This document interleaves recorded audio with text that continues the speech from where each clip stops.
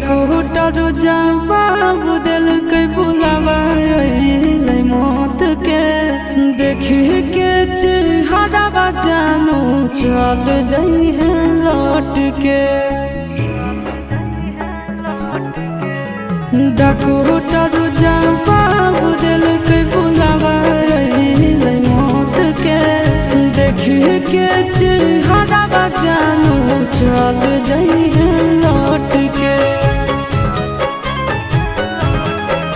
आगे अमन आलम गेला आशीष नंदन से औरी विश्वासघात कर गे।